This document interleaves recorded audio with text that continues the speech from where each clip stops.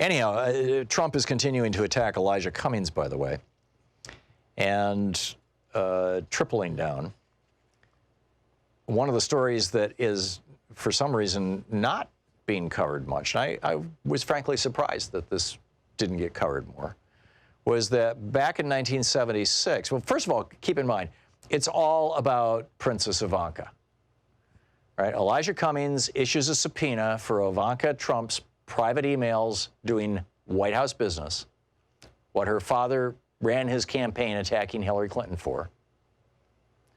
And 3 days later, the wrath of Trump is coming down on Elijah Cummings' head. I don't see that as a coincidence at all, number one.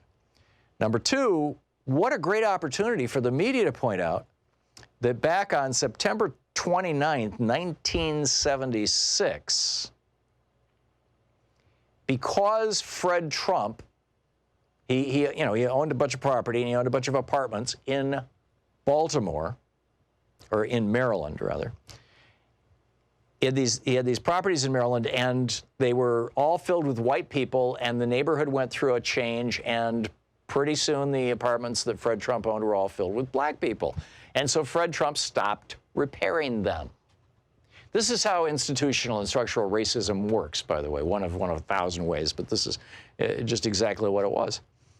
And so these disgusting rat and rodent-infested apartments that Fred Trump owned and that his son was leasing out, renting to people, were so bad, and by the way, Donald Trump was part of the Trump Organization at that point in time.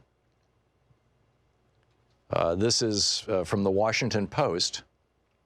When the notoriously frugal Fred Trump failed to pay for repairs by that July, his housing license was revoked, preventing him from signing new leases. The blow to his pocketbook spurred him to action. Trump agreed to fly to Maryland to meet with local officials on September 29, 1976. Instead, he was arrested. Prince George's was cracking down on dilapidated housing complexes, but arresting an owner was unusual. Joseph T. Healy, the county's housing inspector supervisor, told the Post, "We probably haven't issued 4 arrest warrants in the last 5 years." But Fred Trump, it was so egregious. There was another headline, "Major landlord accused of anti-black bias in city." Yes, that was against Donald and his father, Fred, charging them with violating the Fair Housing Act of 1968 in the operation of 38 different buildings. New York Times reported the government contended that Trump management had refused to rent or negotiate rentals, quote, because of race and color.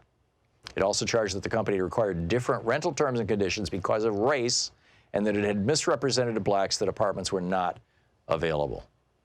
And it goes on from there. Mold, mice infestations, their children were getting sick.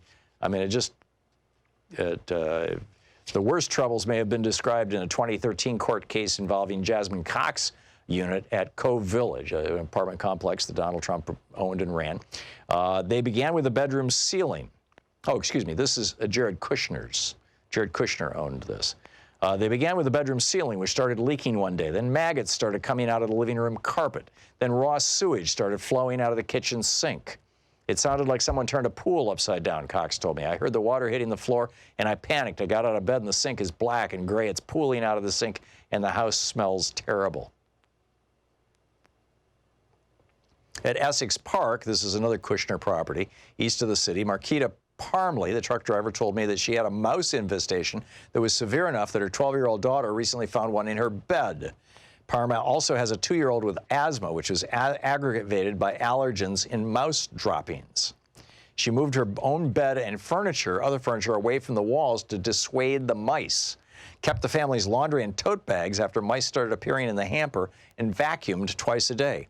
Her neighbor told me it took weeks for staff members to replace a rear window that had been shot out by kids with a BB gun.